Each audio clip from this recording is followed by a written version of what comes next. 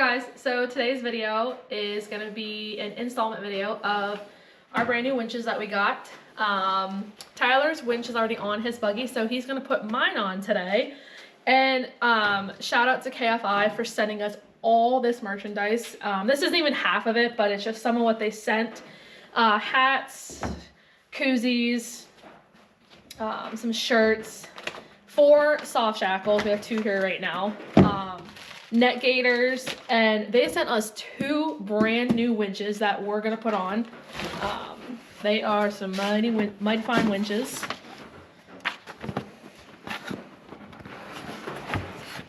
As you can see, it's all in there. And if you come over here, here is my winch. And as you guys have probably seen in previous videos, my winch is completely broken. There's a piece of it.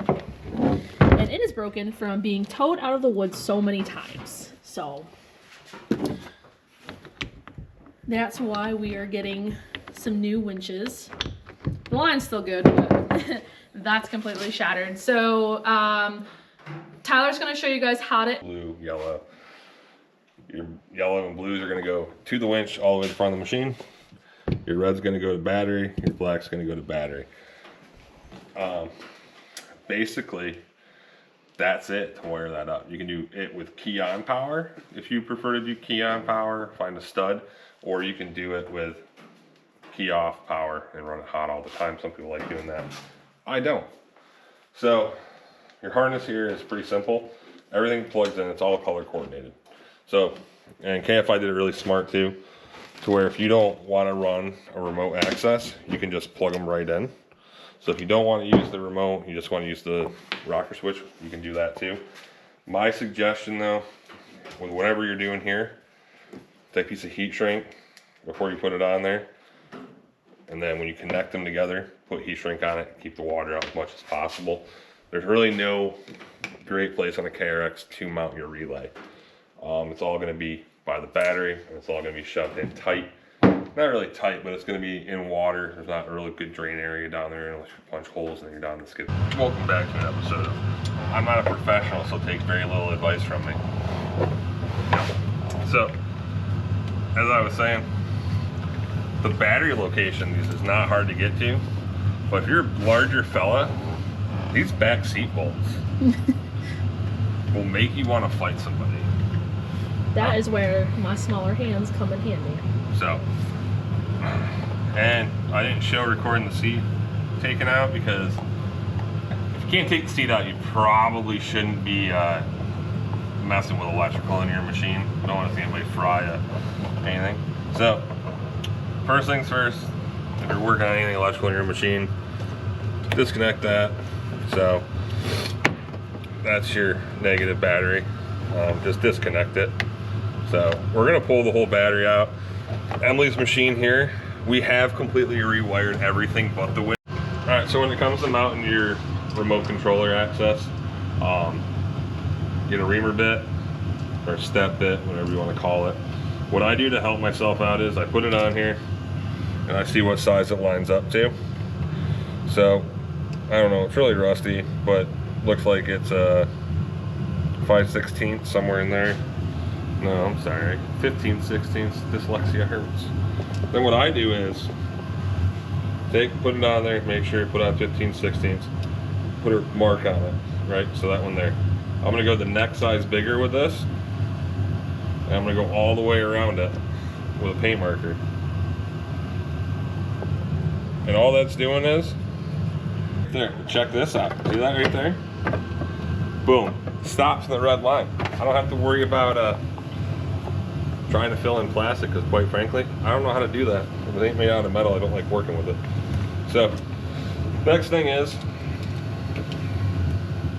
you got a cool little template here. You got this. So, use your step bit, put it in there, press it in, boop. Hey, look at that. So, what that does is it's just going to give you a guideline, and then you can find a drill bit that fits this. I don't know what size this is, but it fits there pretty decently. So, yeah, so we're just gonna drill it. That dang big battery got in the way.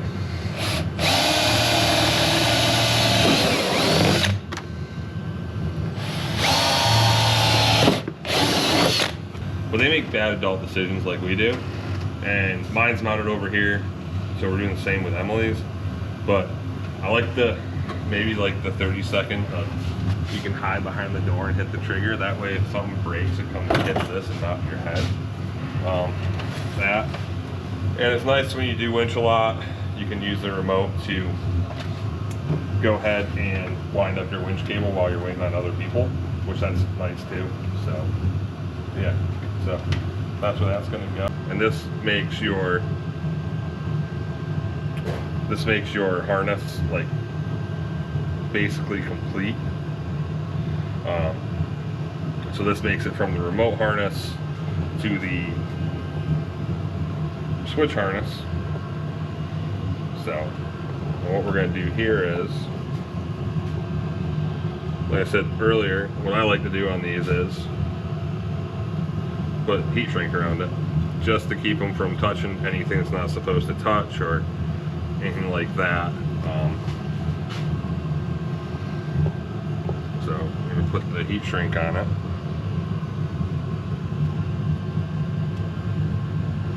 That one piece there would cooperate. It's not wanting to cooperate.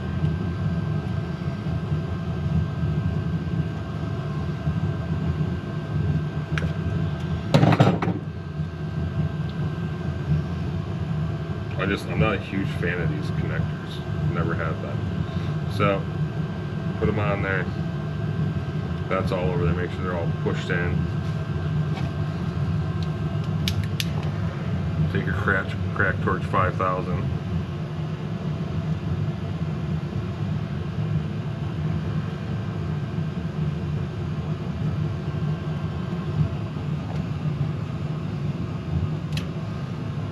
So, like I said, that's just gonna seal it right there from being really pulled apart. So, but here's the thing: is your harness is all gonna come in to one place here. So it's gonna all come back to the battery. So I like to even everything up as much as I can. So what I'm gonna do is grab some tape where the harness is even right here, pull everything to where it's even, and I'm gonna tape it up in a few spots so when I pull it through, it's not gonna separate. You're not gonna have two different mounds of wires going places you don't need them going. So that will help keep the connector together. Because we spend enough time fixing our machines, I really don't want to tear the whole machine apart to replace wires. Wires that come off of here for Keon, or for your 12-volt supply, whatever you want to call it. Put it to the hot stud up here. I gotta pull this out too. But where's your hot stud? It's all over on the left. You have all your red wires going to it. KFI sends you with zip ties. So what I'm gonna do is just zip tie the wiring together. I'm gonna assume I'm gonna put it down here, and give yourself enough wire too when you do it, so that way if you have to pull the dash out, it's laying like this is, and it's still nice and tight. Ran the wires down through here, down along there. Then we run them out right here by the fuel tank. We already have wires that have been ran through there for a while, and they haven't rubbed or anything like that. So down here, I mounted the relay right here. Right here's the relay. With the power wires going to it. Everything's all in there, heat shrink. So what I did with this was, the mounting orientation is the same this way as it is from the back side. So what I did was, right here, you put it on here, figure out where I was.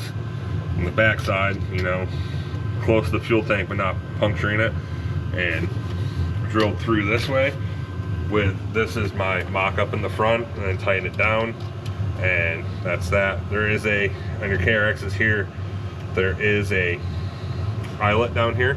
So if you run your wires through here, it'll keep it up and out of the way. The winch wires. So on the OEM Cowie, right there, that guy right there, that goes all the way. That goes all the way up to the front of the machine. So all you need to do is get yourself a string or something. I don't care what it is, a string, shoelace, something, plastic Ziploc bag tied to it, and have, you know, it's a two-part thing, you gotta have buddy help you. But up in the front, we'll show you where that is quick. Comes out right here. That's the other end of that loom that's down by the battery. So put whatever you gotta go through there, stake it through, blow it through, suck it through, whatever you want, and then tie it off, and then zip tie, put some grease or tape it, however you want, just like pulling conduit. So pull through, then your wires will end up here. Our wires already ran up, so I'm not gonna do that, but it works. We did it on Chris's. Maybe I can get a video clip of Chris's, how we pull it through and throw it in here. That was a good time. So from here, you're gonna wanna just go with the color coordination on this. So we'll go ahead and start doing that. We'll start buttoning this up and show you what it looks like when it's all together.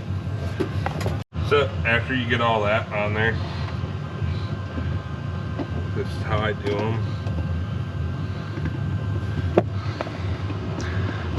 Grab a 90-degree prick and just pull it up and over.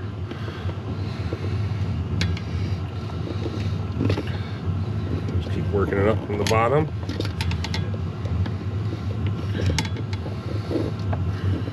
Just like that. This really helps when you just hook in here. Don't pull with the point, but kind of pull with more of the heel of the tool. So, next one we got here is yellow.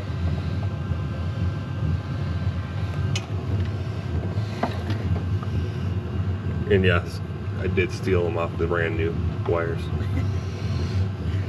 Because in my frustration,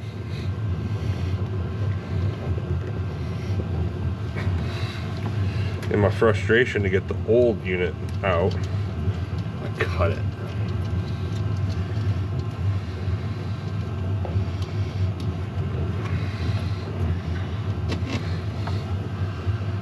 We got flat washer, block washer, nut, and the nut's not oriented in any kind of way with caging, non-caging, locking nut, anything like that.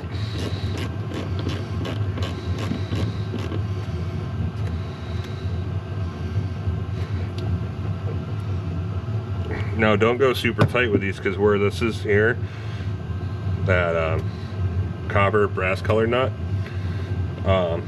it will spin. So just a little kink on the wrist, and that's all you really need for it. You go too crazy, you're gonna break the studs off inside the relay, and that's not a good day for anybody. Check this out right here. That's your main ground right here. There's paint. The only thing that's relying on the ground through is the stud, and where the stud's threaded on the threads, that's it. And there's nowhere else. So you got it off. You're doing that.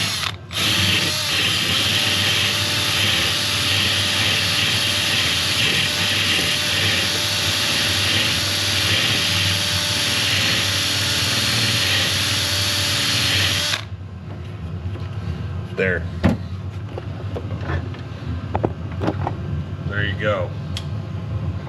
So that's what I do, just because I'm right here.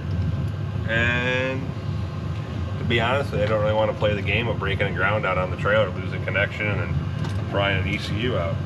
But that's that. So I'm even just going to take it.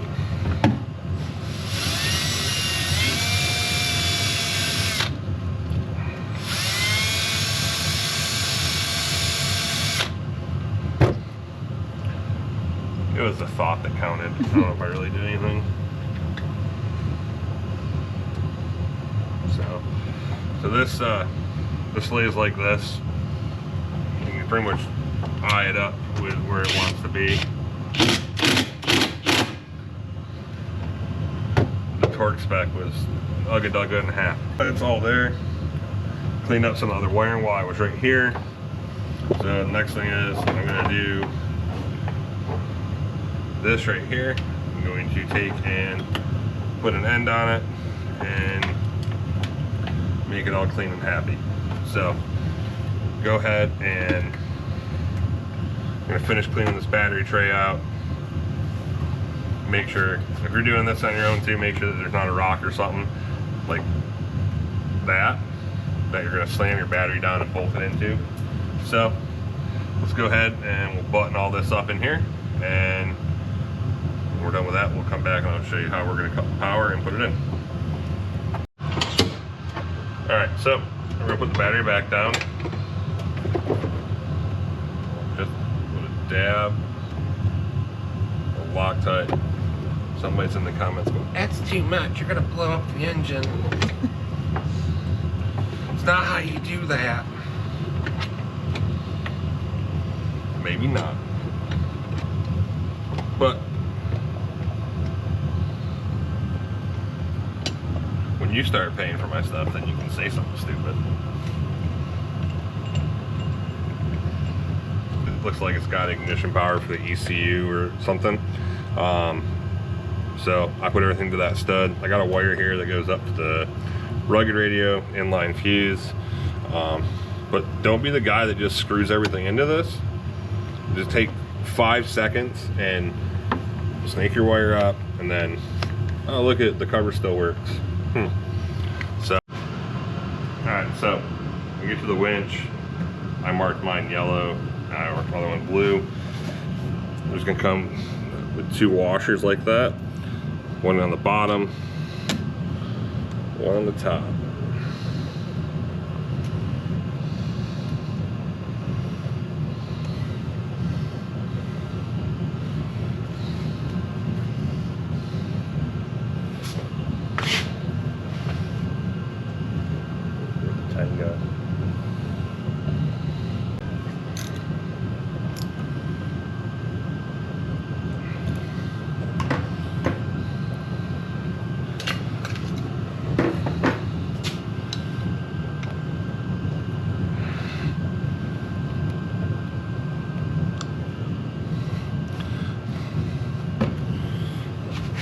Same thing on the bottom, except you got gravity working against you. It